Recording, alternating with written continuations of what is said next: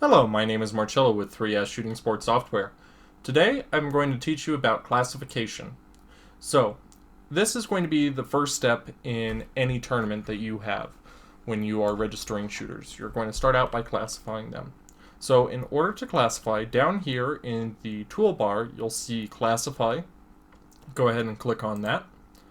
And then this screen will pop up. This is going to allow you to pick who is classifying.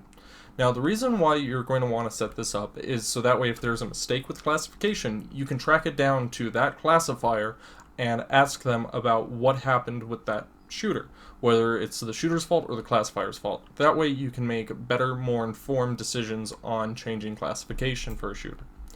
So, if you want to learn how to set up these classifiers, you can find that inside of our full tournament support video.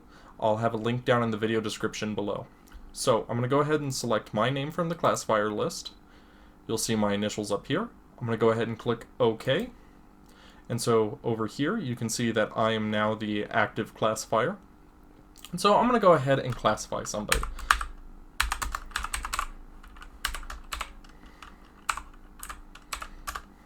So I can pull up somebody by their ATA number by pressing Enter.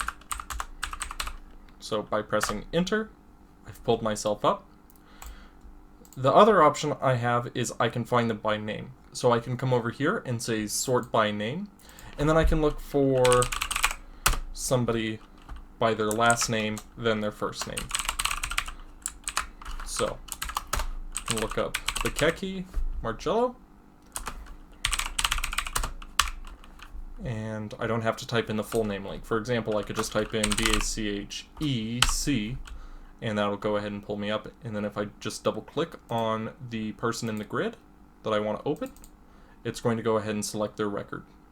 So here I'm pulled up. As you can see, I haven't shot in a couple of years, registered ATA. I have shot League, but that's neither here nor there. And so based off this information, what I can do is I can click on the caption for current, last, or previous year, and this will pull up the Shooter Information Center. So I'm going to say, yes, I want to pull up the Shooter Information Center. And then here, in whatever your default web browser is, it's going to load the Shooter Information Center. So here you can see by year what I've shot. So if I click Select, it will pull up the Shooter Information Center classification information.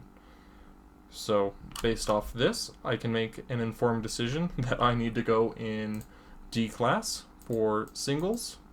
So here, underneath singles, I'm going to select D. In doubles, I'm going to select D, and I would qualify for junior gold. So now I'm going to go ahead and select Done. It's going to ask me if I want to print the form. I'm going to say, no, I do not. And now I've been classified. So I can go off and move on to squatting and cashiering. We also have full videos for squatting and cashiering below.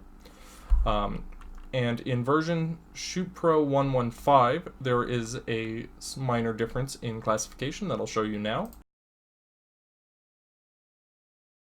Alright, so now to go over the changes in Shoot Pro 115, if I go ahead and classify somebody, so I'm going to just select Sandra McAllister, and I'm going to put her in D class, B class, Lady 1, and if I click Done, it will pull up this screen asking the shooter to confirm their classification.